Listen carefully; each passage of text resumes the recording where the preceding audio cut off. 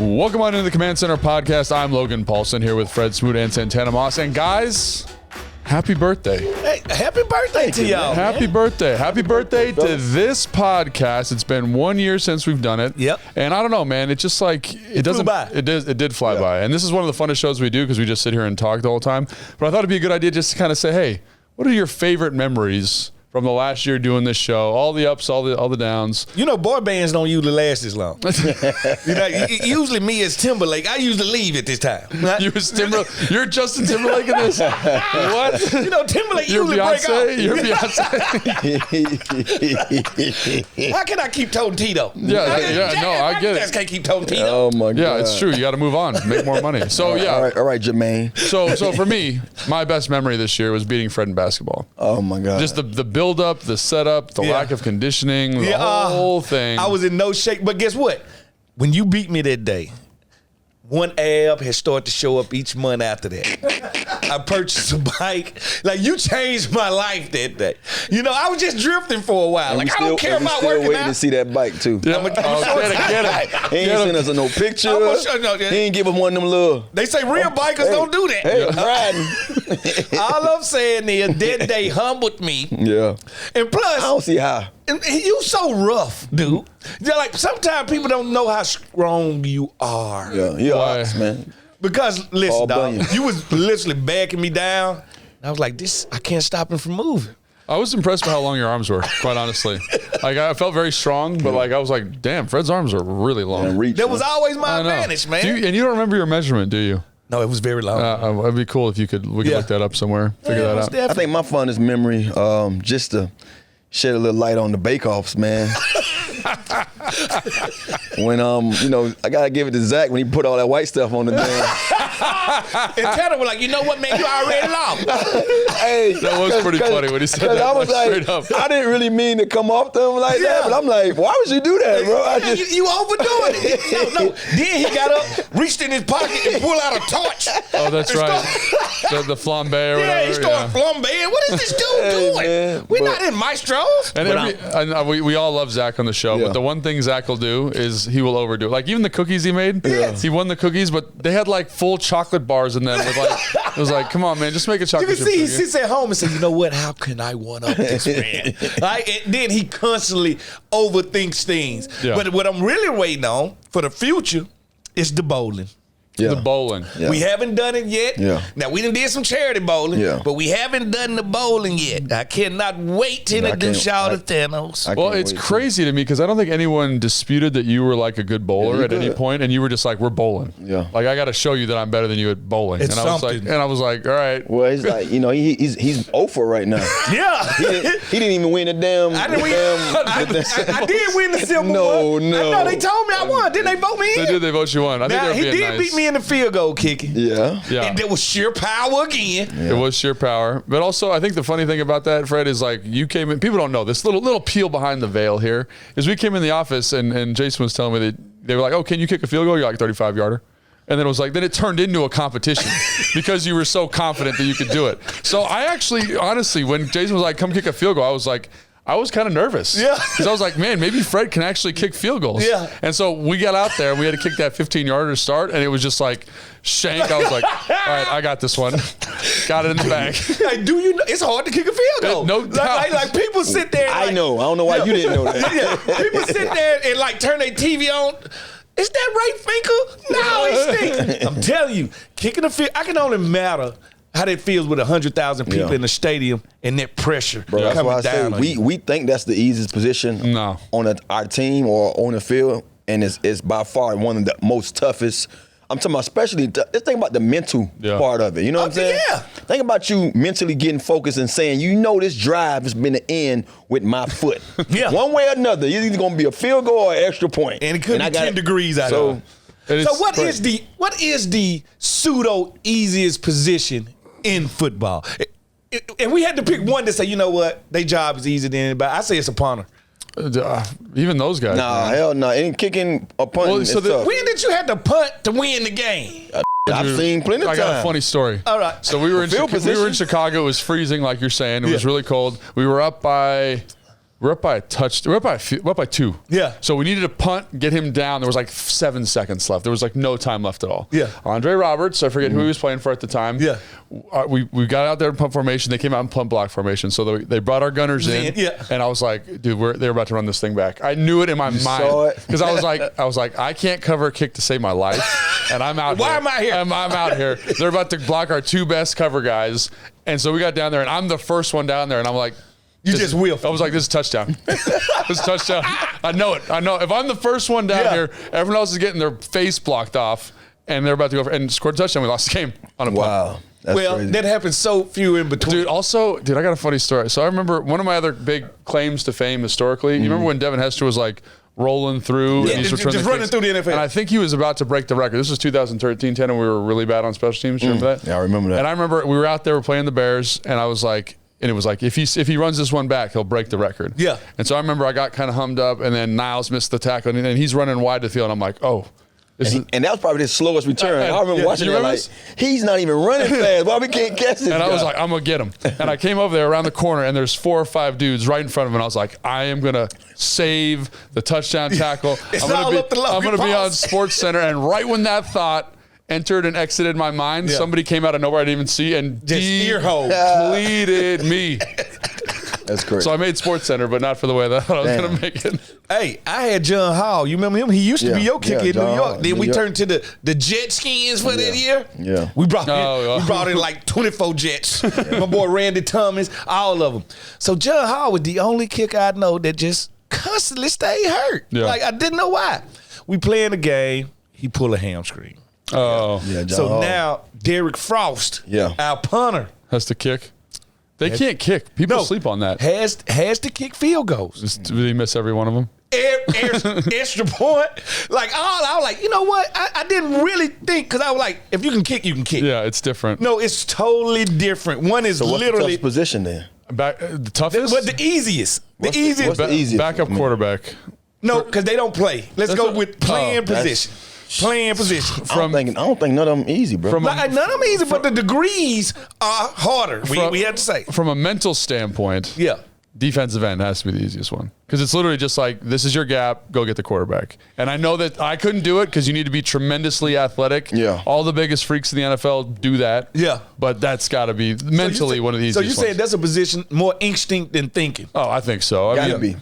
Because you can set the edge all day. If you ain't getting no sack, I'm just gonna set the edge. Even if I ain't gotta set the edge, I'm gonna make sure. Phillip Daniels. You know what I'm saying? And he was a beast at that, though. I remember blocking him in. Hold on, Elizabeth. That's the big one. Sugar Fields. Hey, bro. You know when somebody laugh like that, boy, it's some truth behind that. No. At the end of the day, I played on defense with Sugar Field Daniels.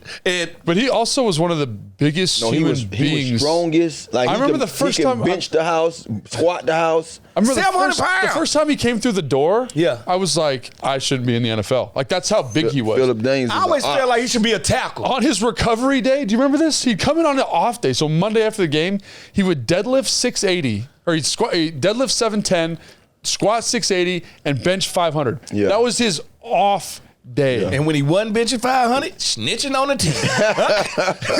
Keep it real. Hey, Sugar Fields, I tell him all the time, don't you worry about getting to that quarterback.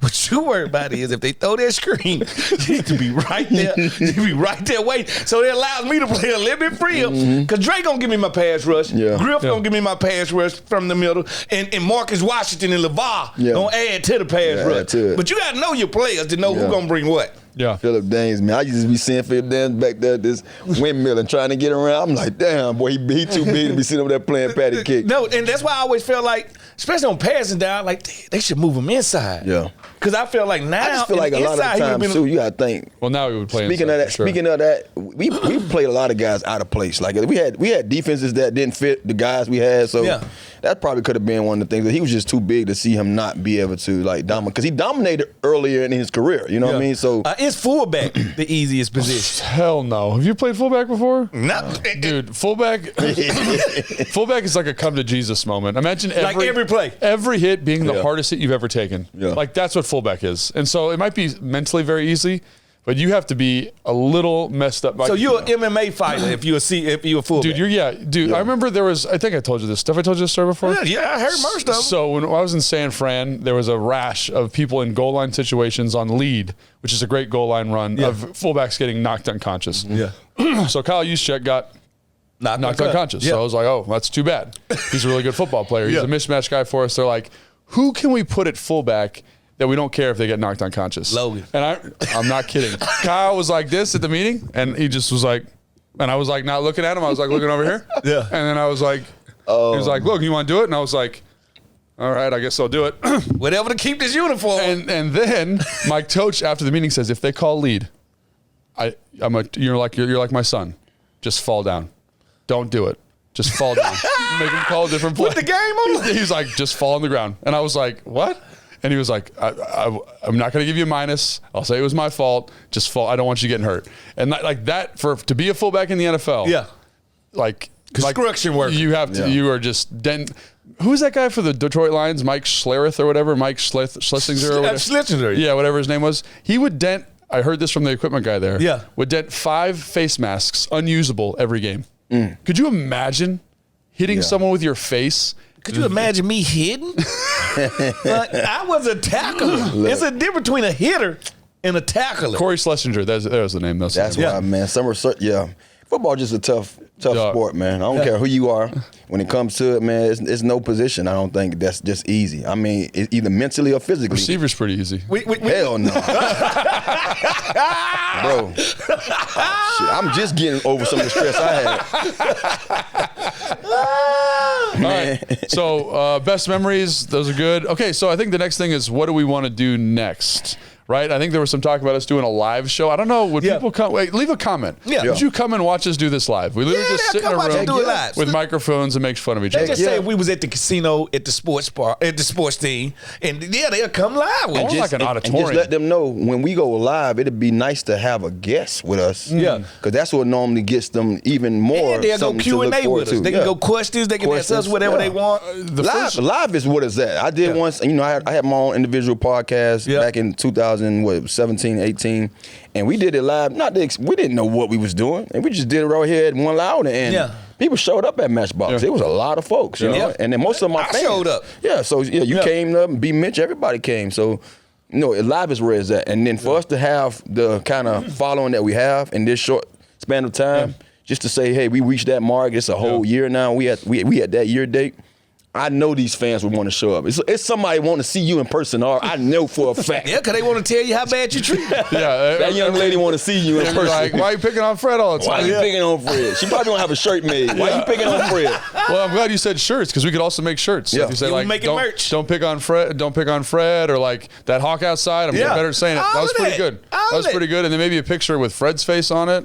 I don't know. What do you think? Hey, whatever you need. Don't quote me, but quote me. Yeah, I'm going to say, all kind of merch. I'm talking about bracelets, whatever you want to come out with these days. And if you've never been to a live event with Fred, you should definitely go. I remember the first live event I ever did with Fred. Like, we were sitting there, it was me and Bram. We were just hanging out with a small group. Yeah. And all of a sudden, in the middle, Fred just gets up and starts walking through the crowd. And I was like, I've never seen anybody do that at a live event. Like, it was unprompted. The person's like, no, you can sit down. He's like, no, I got you. And he just got up and started asking fans questions. I was like, this man is out there. Man, we was at a steakhouse the other day. I'm texting Fred, hey, where you at, man? Pull up. Fred came in there, and it went from being quiet to just like, everybody was like, they was just getting ready for, hey, Fred. Hey, house. He didn't win in there. I'm like, man, never a dull moment with him. So, hey, somebody got to bring a little life to a place. And you bring all the life possible. All right, so now let's actually talk some football. So there was some big news this last week, I guess. Was it last week? Yep. Stefon Diggs traded to the Houston Texans. Houston receives Stefon Diggs, a 6th-round pick and a 5th-round pick, and Buffalo receives a 2025 2nd-round pick via Minnesota. Yep. So, I don't know. It's just one of those things that I think a lot of fans see that, and I just want to get your guys' thoughts on it. Because it seems like, they gave him away, and they did give him away. Yeah, they gave him away. But there's some context here, so let's talk about it real quick. I mean, when you look at Diggs being the diva that he was, I'm glad you said it. They felt like that later part of the season last year, they was able to be successful without him. And if you feel like he's not going to be somebody that you want to see in the future or going forward, you're going to probably, be able to do something with, whether it's financially or even on the field, then you deal them. We've seen this game has almost showed us how the basketball players feel. Yeah. I've seen so many trades nowadays, like especially in the middle of the season. I've never seen anything like that, what we went through last year and some of the years before that. Like, my years of playing here, you rarely saw top-notch guys get especially late season. Yeah, you never see that in the middle of the season. So we're getting to a point now where there's so much talent. And guys are being strategic when it comes to how they map out things. Like if they have a chance to go out there and get an Odell Beckham to make them give a Super Bowl run, we're going to pull that trigger. If we got a chance to go out here and get one of those, get a pass rusher that's going to benefit us next year, we're going to pull the trigger now. So we want to have him go out here and finish this season and get better, and then we can't afford him. So I've seen so many different things, and this is like one of those cases. Like you have a guy in Diggs, still had an incredible year last year. Incredible talent. He's a gifted receiver, but I think he brings a lot with that. And it's not always good. So Buffalo, like, look, man, if we can get something for you, we'll holler at you. Well, I done realized something in life, like emotionally instability. He just people that's not emotionally stable. They don't reach the pinnacle of what they could be. Yeah. Like even as much as good as Stefon Diggs is, people would rather talk about him lashing out. They'll really talk about him acting like a baby. Him saying this and saying it. And that's why people would rather have a Santana Moss who just gonna do his job. I mean, everybody would, and clock in another day to get it done. But see, we've seen this story with AB. I was gonna say AB, that's the prime. When you just said that, that's the prime example, because I honestly believe that if AB could have kept a clean slate, best receiver probably all time, he the top Jerry Rice. I mean, that was a tall feat, but I'm just saying, like he was headed that way. He was headed. He was on that trajectory. Like he was unbelievable numbers year after year after year after year. So couldn't get out his own way. Hit it on the head. And that emotion, like, because they want to say, the people that take up for him be like, no, he just love the game. Well, all of us love the game. Yeah, we don't lash out like that. We, better yet, we'll wait till we get in the locker room. It's a difference, though. You got to understand something, and a lot of us deal with this as players, and then there's players that don't know how to emotionally, gather themselves in those moments. So, prime example, when I went through the little thing I went through my last year here, you know how many guys reached out to me from different other people, like, hey, tell Tanner he need to do this in the media. He need to say this. And I'm like, bro, to be honest with you, putting the bullseye on me more than what it is right now, that ain't going to help me. Yeah. Because obviously, if I was worthy of it, the coach wouldn't have to be doing it, which I'm not saying I wasn't, but he don't owe me anything. Yeah. And at the same time, all you guys in that locker room, I'm still playing for you. I'm still here because of you guys. So I don't want to make this team have to carry me going in the media talking about what the coach is doing. You know what I'm saying? Yeah. That's drama that we don't need. And so I've always been a guy, and it's just before that, I'm a team player. I'm a team player because I feel like that's the only way you can win, especially in a team sport. I can't win by myself. I can't do it myself. I need a quarterback. I need the blockers. I need the offensive line. I need the running back. I need everybody to be successful as a receiver. So that's the same way as a team, as an individual. So a lot of these guys, I watch it all the time, and they say, I've been hearing this diva thing about receivers for a long time, which it fits certain people. Yeah, it does. Throw me the damn ball. Do this, do that. Yeah. But when you put that bullseye on you and then you're not ready for it, and then something happens, now they're gonna talk. And today, in today's game, we got social media, we got everybody. That's a great everybody's the biggest critic now. You know what I'm saying? So it comes out that much more negative. So that's why I've always kept that kind of, hey, look, it's not about me. It's about what they want to do. And as long as we winning doing this, I'm going to sit back and shut my mouth. So when we look back 5 years from now, who you think won this trade? Do you think it's the Houston Texans, or you think the Bills? Because sometimes, you can win by losing some to move forward. Also, in one side, gaining something to move forward. So in 5 years, who wins this deal? Well, that's what I was about to say, though. Like, sorry to cut you off, Tanner. It's just that even though Stefon Diggs has all of kind of this emotional baggage around him, right? And he kind of seems to wear out his welcome. Wore it out in Minnesota, wears it out in Buffalo. There is a period of time where he's a very productive player. Very and on productive. this Texans team, he's a true number one. Yeah. Right. Yeah. And then you add that to Tank Dell, Nico Collins, the tight end Dalton Schultz. Like you've got some legitimate playmakers around a young quarterback. Joe Mixon. And so, and I think this is quite frankly, an opportunity for this team to kind of say, hey, we're ready to make a playoff push because of what CJ Stroud can do. So I know it kind of maybe feels like Buffalo's winning and Houston's winning, but as of right now, it seems like a good trade for both sides. And we won't know. But if, let's say, for example, they get to the Super Bowl, like hypothetically speaking, then it's a win for Houston. Yeah. And guess what? How do you envy him in a way? His first quarterback was Kirk Cousins. Yeah. His second one was Josh Allen. And now he got CJ Stroud. Have you had anybody on that level? Well, you did have Kirk. But it was a young Kirk. But it was a young Kirk. I think if you want to look at that level, I look at quarterbacks differently. I like the older quarterbacks, the more seasoned quarterbacks, because I feel like they had so much seasoning on their game to where they knew where to put the ball at. They knew how to get Todd to the ball. Collins, the chief. So that's why I love Todd Collins. That's why I love McNabb when he came here for that little short bit of time we played. That's why I tell you, I say to this day, Vinny Testaverde and Mark Brunell is my favorite. I love Vinny in New York.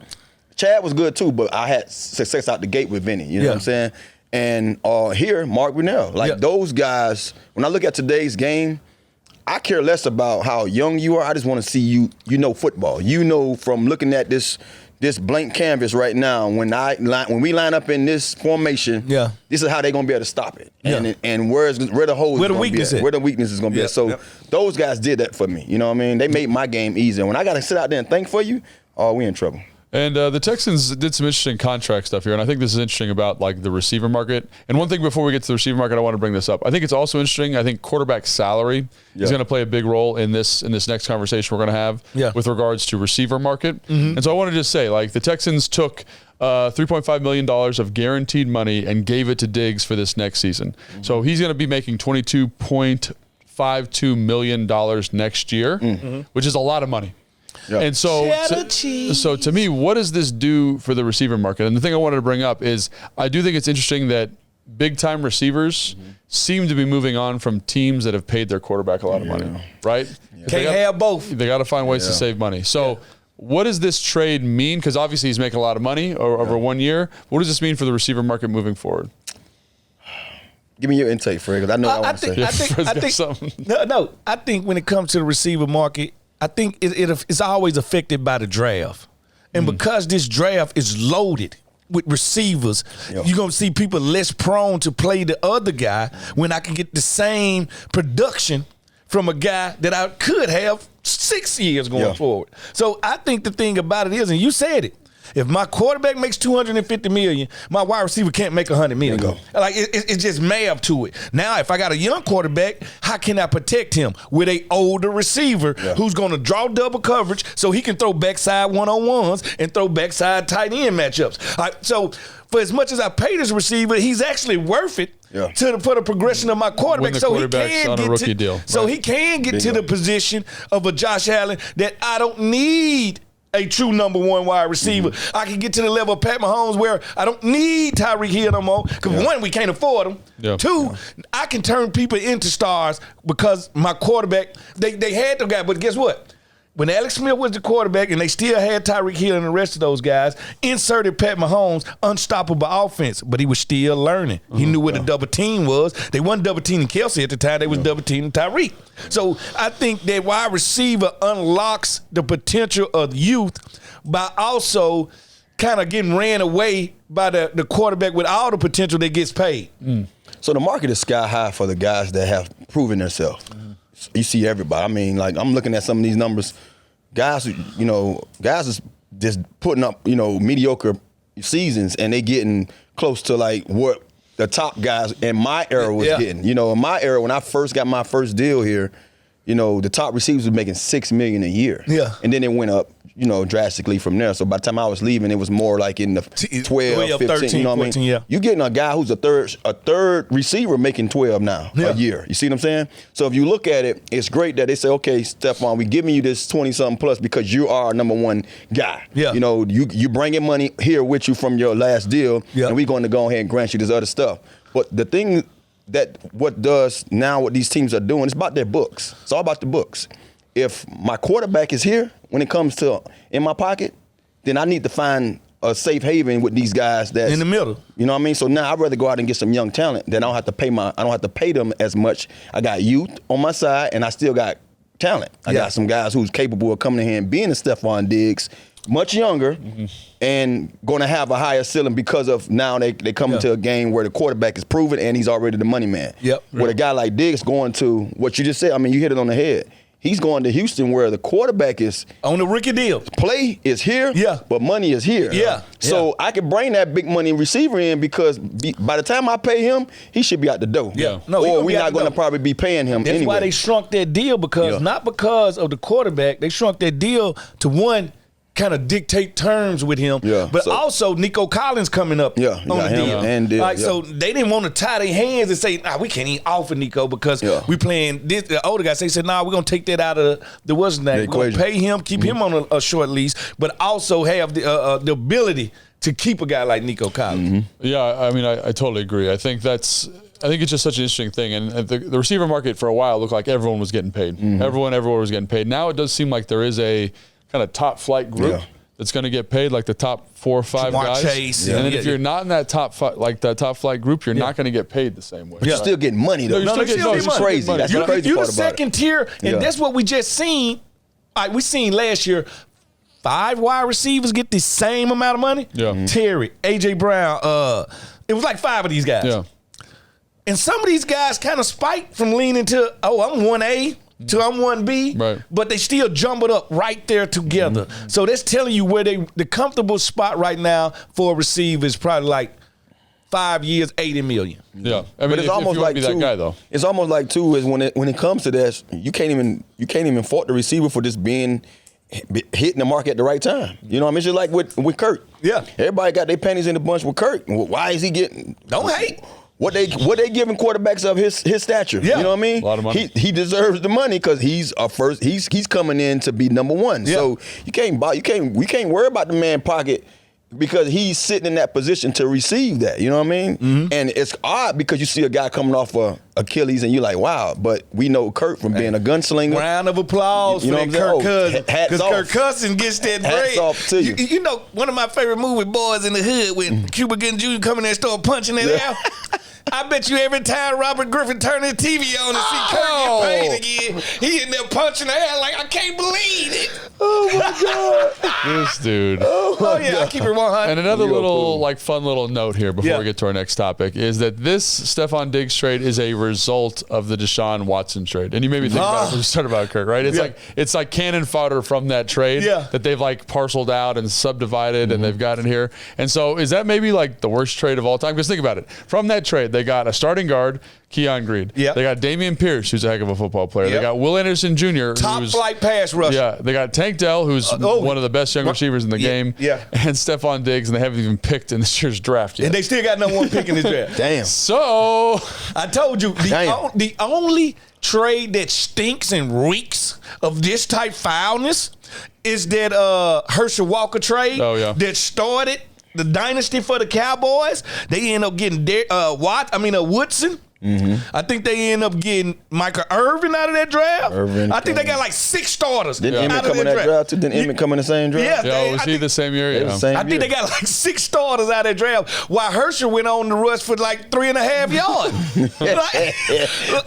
Was it 3.5 yards? No, though, he literally didn't get many yards. They traded him to Herschel Walker, Minnesota. You got any highlights in your head? I don't remember. But they're also, Minnesota. it's Cleveland's tough because they're like a playoff caliber. Yeah, there's a playoff caliber team. When he's healthy, they're playing. Now he hasn't been healthy. That's another conversation. Yeah, I think Joe. But he hasn't played to his potential. No, he hasn't looked like his old self. And I don't look at it as if it's just he can't play. I just feel like, man, it's hard to miss them years and come back and miss those years. And I think it's mental with him. Yeah.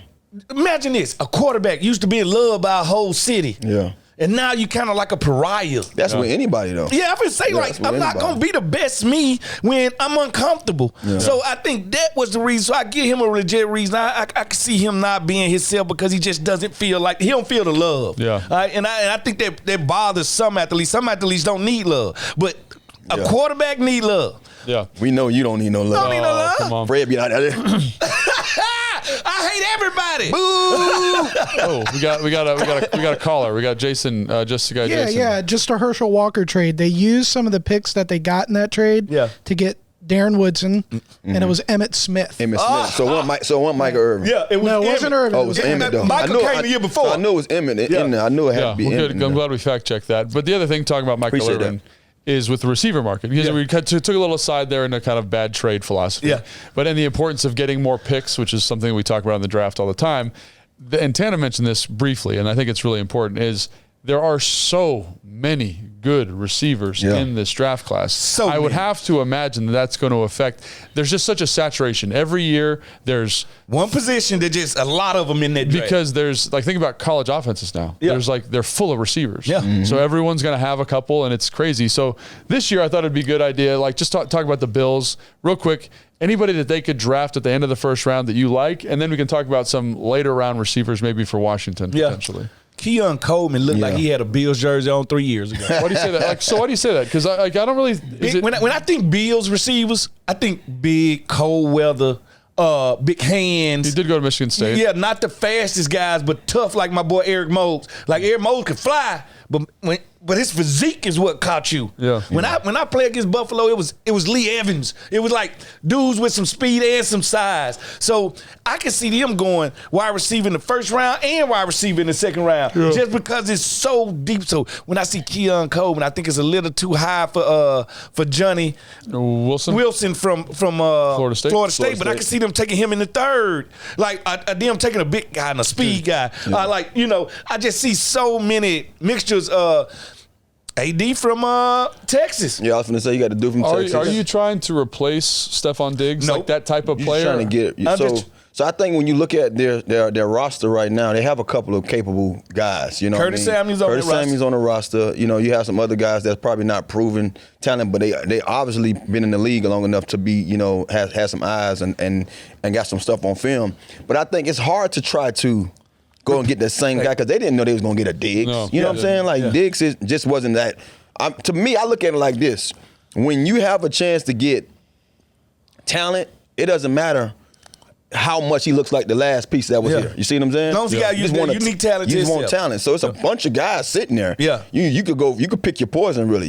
It's so many guys. Would you like to see Xavier Worthy there? You got Bryant Thomas, or what his name is. He'll be gone by then. But I'm saying he's around that down. He's down that. He's down. But he's the perfect match for him. Then you got Bryant Thomas. Rome probably be gone too. But it's so many guys. You know what I'm saying? You talking about Keon? Yeah, I would probably think that he would be one of those guys that would move up, like we talked about last week. Yeah. From the second round, if he falls the second round, I think he's one of those talents too that somebody gonna say, "No, we want that." You know what I mean? Yeah. Because he had the size and he had the ability. So I think if they can go double Xavier if they want to, Bingo. double X, You know they can what I mean? go Xavier Worthy in the first, and then Xavier Legette, and Legette in the second. And I think them are two legit starters. Then they got the money now to add a OBJ. Yeah. Right in C. So now I got this. But they got Curtis already. Yeah, then you got Curtis. So now they go your wide receiving core right there. You don't need no OBJ when you got Curtis. And just some names to kind of throw out that I think will be there when they're picking. It's like Adonai Mitchell is probably the number one guy. Ladd McConkey, the guy from Georgia. Xavier Worthy from Texas, the speedster guy. Troy Franklin, no one's really talking about it anymore because he had a rough combine, but also a speedster. Keon Coleman. Ricky Pearsall, maybe my favorite name in that group. Talk about Pearsall because everybody talks glowingly about him, but then they won't blow him up. You see what I'm saying? Like weird. Every time I hear somebody be like, "Oh, that's wide receiver." You didn't hear the stories that's going on about your boy from LSU saying he's a what was reported about him last week? They said he had some issues about big markets. Like it like keep a close eye on them when it comes Malik to Neighbors. Yeah, they were, I watched the little podcast and they was like, I think it was Jaden Daniels was like, hey man, they said you gonna have some issues going, and he was just sitting there like, why me? I guess they just picked somebody. They had to pick me, but that's odd to me. It happens all the time. Tell you what happened to me going leading to the draft day. People want to joke that leading to the draft day. It's a team or two that put out false narratives about you. Because they want you to drop for them. Like my false narrative was it was never a receiver under 5'10" picked in the top first round, because it was said to me when I was coming out that from just what I did as far as pro day wise and my play for 4 years, I could be the first receiver taken in my draft class, but I wasn't 6 feet. So they wasn't going to take me. No one was going to take me first. Guess you know who what I'm they saying? took? So the Dolphins did. Yeah, we know who they took. They took like 4 guys in front of me. Yeah. 3 guys in front of me rather. But the Dolphins put that out because they wanted me to fall to 28, 30 something. And then they put it small print in the back of the paper. They put it front page talking about me. And then when we corrected them and challenged them about it, they put we sorry. That was someone wrote that in the back page. So like, it's crazy how they do this. And I saw the thing about neighbors and I'm like, man, this happens every year, man. And I think it's important to remember with the draft stuff, and we'll talk about Ricky Pearsall in a second, is that these are all, most of this information that they're getting is like media people's opinions. And then it's what the team wants to get out. So we're around the building, and I've got friends on different teams, and I talk draft stuff with them pretty much all year round. And then all of a sudden, about a month and a half out from draft time, it just goes radio silent. Can't get those dudes on the phone. So if that's leaking, a team has definitely leaked it. Right? And again, I think it's also important to remember, like I find this all the time when I'm reading other people's evaluations, that fans value different things than the NFL. You know what I'm saying? So like when they look at Ricky Pearsall, they're like, oh, he's like a 6'1", 195-pound white dude. But like his short area quickness is insane. His ability to stem routes is insane. His contested catch ability is insane. So I could see a team being like, this dude's awesome. Right what I want. Yeah, he's exactly sound like a Rams receiver to me. And a guy that's going to be Pooping tough. the cool. Yes, 100%. And so he's a guy. So again, obviously for the Bills, lots of receivers. For the Commanders, though, I think the point still drives home. Like Ricky Pearsall was the last guy I read. Xavier Legette would still be on the board, probably at 40, but again, he could fall down a little bit. Malachi Cordley, dog. I love Malachi. Malachi is a running back. Yes. A wide receiver. Have you watched his film? Yeah. Guys, he's rocked up. What are you talking I know. I'm talking about like, I know you have. Yeah, we know you watched. You probably dissected Malachi. You probably saw what kind of sock he put on before he ran his routes. But what I'm saying, were you shocked? How he was manhandling like DBs and linebackers? No, I wasn't really. I think like the thing is because everyone had told me like, beforehand, it was like, oh, he's a dog, he's a dude. So when you turn on, you're like, oh, like I get it now. You know what I'm saying? Like because he is fearless. And then seeing him at the Senior Bowl, like he's just like this kind of yoked up pit bull kind of guy, and he's a dangerous weapon. Devontae Walker from North Carolina. Might not catch a football, but he is fast as all outdoors. I need him to catch. What up with North Carolina with these guys that fast don't catch the ball? Shut up. He can run, though. Jalen Polk from UW, another dog, man. You've watched him? Yeah. Like he is. I like both of those guys. I watched him in that bowl game. That was the first time, he kind of flashed on me. But, like, that's what I say, too. And it's crazy, and I don't want to be long on this. Yeah. They kind of discredit quarterbacks when they have good receivers. Yeah, like it's symbiotic though. What matters is if he's good and I'm good, it all works. We're good you know what I'm saying? What the hell you mean? They did that to Ken Dorsey. Yeah. Even though he wasn't the best guy. Like, they like, he had Tanner, Reggie Wayne, and Andre Johnson. That's what he threw to in 2 years. It's pretty good. So what? That's like an all-star team. But it's crazy, man. Like I was hearing how he was talking about Penix, talking about, well, he had Rome and this guy, and then one guy was like, look, man, y'all trying to lower this man's status because of these injuries. The dude precision in these passes is like Penix unheard of. Touch. Like, he's putting back shoulder. He's putting. But he is skinny to me. Like that doesn't scare me in the league. The thing about him that gets me is his footwork is a little off sometimes, and he just relies all on his arm. All his arm, yeah. And he can absolutely rip it. He can throw that ball. His arm is like I can't say Patrick Mahomes, but you know how Pat Mahomes don't need to have his body set. And he still get the ball there. Throw the ball. Yeah. That's how I see Penix. Like he's making throws where the body's not set. Is sometimes it's going out of bounds, and he's still putting it on the dime. You know what I mean? So who knows? Absolutely. And so then we got like how many receivers you wrote off? Probably 15. Yeah. So there's more. There's more there. Yeah. Jermaine Burton, probably a first-round pick if he doesn't get in trouble. Jalen McMillan from UW, also super sick, right? Yeah. He's a big guy. He's probably 6'2". receiver. Yeah, very good. Javon Baker, probably the best route runner in the class. He's 6'1", 210, another bigger body guy. Malik Washington from Virginia. Small, guy. Tana. This dude has feet for days. I would say, I see Malik play. He a breakdancer, ain't he? Yeah, he's a breakdancer. Brendan Rice. I mean, Jerry's son. He's son big. of the GOAT. He looks like a bodybuilder. I won't mind having Jerry Rice in for the late rounds. I mean, hey, listen, little Rice Mississippi's finest.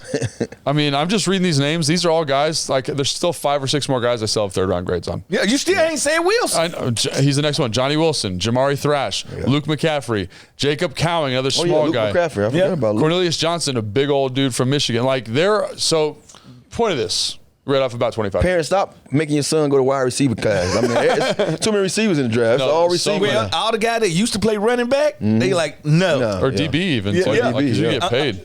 Yeah. Fletcher's son. That's right. He's thank you, Jason. He's like built like a running back. Yeah. But he's playing slot receiver. Yeah, Fletch hit me up. He knows they're going to get paid. My son is like you, Tanner. I'm watching him run routes, and I'm like, damn, that's like Tanner. I'm watching Tanner all the years, and I cut on his film. I'm like, no, I'm like, Fletch, you spot on. Like from this, just how quick he is, and how he runs his routes, and how he's aggressively going after the balls. I'm like, Fletch, you hit that on the head. So of those guys we just read off, which is a lot of them, and I'm sorry for those at home. Anybody of those guys you're like, we want that guy here. Yeah. Anybody? Yep.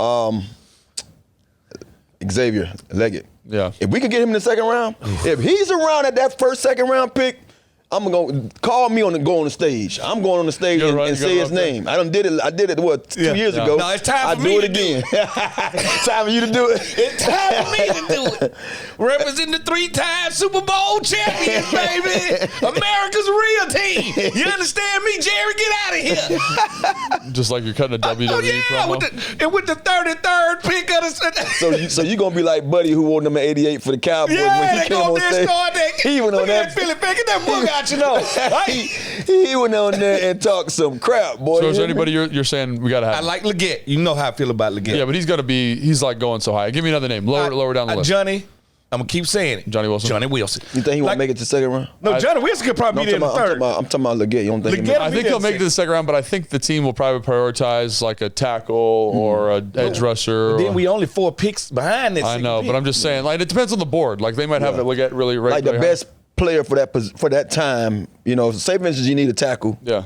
And that receiver there, you think that receiver, so this is what I think's gonna the happen. tackle outweighs that? I think the tackles are all going to go really early. There's probably 10 guys that are like starting caliber guys. They're going to go super early. So if you don't get one at 36 or 40, you ain't getting them all. Pretty slim. Yeah. And we just read off, 20 receivers. Yeah. And I would be stoked if any one of them came here. Yeah. So for me, it's like Malachi Crowley. Yeah. Xavier Leggett's awesome. Yeah. If Johnny Wilson came here, that'd be awesome just to see how that works out. We picking up free agent receivers right now too. So at the end of the day, Brendan Rice, y'all, because I didn't know he was truly 6'3". Yeah. All right. That's what we need. We need I don't want change the body. I don't want no more sports cars in here unless they 4'3" sports cars. Yeah. But I need an SUV. Yeah. You understand? I need a pickup truck. I need a big receiver with a big catch radius that catches bad passes. Like he got a difference between defending a short receiver and defending the Plexico Burrs. Mm-hmm. Plex don't need that ball to be thrown in track to him. Yeah. He gonna track that bad ball. I ain't want to cut you off, but I heard this on I was riding somewhere. I think it was B. Misham show this weekend on Friday. I think it was Friday. I don't know what day it was, but they was talking about who was the last big receiver, and they missed it because I'm like, wow, no one said this guy's name. It was Dotson. Oh yeah. And everybody forgets about Dotson. Dotson was how big? He was 6'3". He was 6'3". Big dude. Big dude. To me, not also, the Dotson we have now. Dotson, like no, I know the Dotson. Remember the one who they basically ran up out of here. No, I know because I was talking about Dotson. Because the one thing I didn't like about Dotson. But I'm saying I'm just talking about he probably wasn't good, but he was the last big receiver he had, like as far as the draft. Every pass. Yeah. But also to me, like Pierre was a big receiver though. But I'm talking about tall. TL was muscular. But solid. So I guess what I'm saying is like, we think we need a big wide receiver in here. Yeah. If you need a big receiver, you got it. You need a small receiver, you got it. Want a guy who runs a 4.3, you got it. And it's going to be throughout the draft. And so, this all came about because of the receiver market conversation. I think this is going to definitely negatively affect the receiver market moving forward if every receiver class is saturated like this moving forward. Yeah, that's what I'm saying. Like it's going to have guys. Well, I say the guys who are worthy, stay worthy because these young guys coming in for your spot. Yeah. You know what I'm saying? Absolutely. So I think that's going to do it for today's show. Guys, always a ton of fun. And fans, please leave a comment about what you want to see us do. Live shows, merch. What should it be? Live from Wickman's. Thanks so much for joining. That's where you get your cakes from. I know. Wickman's will tell you he coming here and buy flour. Separated flour.